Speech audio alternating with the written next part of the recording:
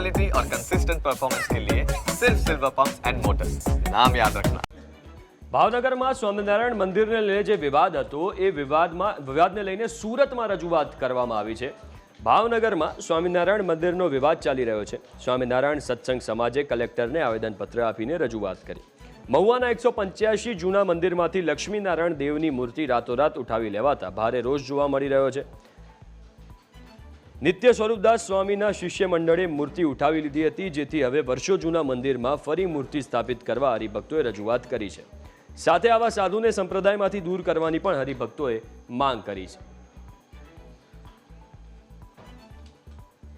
ભાવનગરના મહુવાના 185 વર્ષ જૂના સ્વામિનારાયણ સંપ્રદાયના મંદિરમાંથી લક્ષ્મીનારાયણ દેવની મૂર્તિ જે છે તે રાતોરાત ઉઠાવી લેવાના મામલે હવે સુરતમાં જે વિવાદ વકર્યો છે। અગાઉ પણ હરિભક્તો દ્વારા જે રણનીતિ ઘડવામાં આવી હતી અને ત્યારબાદ વિરોધનું રણસિંગું ફૂંકવામાં આવ્યું હતું। નિત્ય સ્વરૂપદાસ સ્વામી સરદાર અને તેમના જે અનુયાયીઓ છે મૂર્તિ લઈ ગયા હતા। મહિલાઓ અહીં આવી છે, શું રજૂઆત છે, શું આવેદન આપવા અહીંયા આવ્યા છો? અમારી મૂર્તિ પાછી જોઈ રાતોરાત ઉઠાડી ગયા। ભગવાન રાતે પોઢ્યા હોય એમ લઈ જવાય કોઈ દી? આ પાપના દોષિત કોણ છે? લેનારા છે ને ઈ સ્વામીઓ કોણ છે અને કેવી પ્રવૃત્તિઓ કરી રહ્યા છે અને વિરોધ શા માટે? સ્વામી નિત્ય સ્વરૂપ સ્વામી સરદાર વાળા અને મૂર્તિ ચોરી જાય છે એ વિરોધ છે અને બીજાને આવું શીખવાડે છે। બાકી અમારી મૂર્તિ પાછી આવી જવી છે। ચોક્કસથી શું રજૂઆત લઈને આવ્યા છો?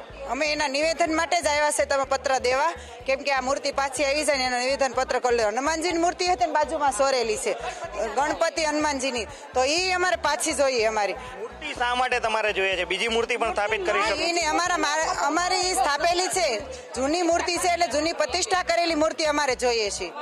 સ્વામી શું કામ મૂર્તિ લઈ ગયા હતા? કોઈ કારણ જાણવા મળ્યું? હવે અમારી મૂર્તિ હતી અમારા જૂના આચાર્ય મહારાજ શ્રીને સ્થાપિત કરેલી હતી, 150 વર્ષ જૂની મૂર્તિ છે, એટલે એ લોકો અમારી મૂર્તિ પ્રાણ પ્રતિષ્ઠા થયેલી મૂર્તિ છે, એટલે એ મૂર્તિ લઈ ગયા છે। અમારી મૂર્તિ અમારે પાછી જોઈને રાતોરાત દિવાલ સણી છે, દિવાલ હટાવવાની છે, બીજું કશું અમારે નથી।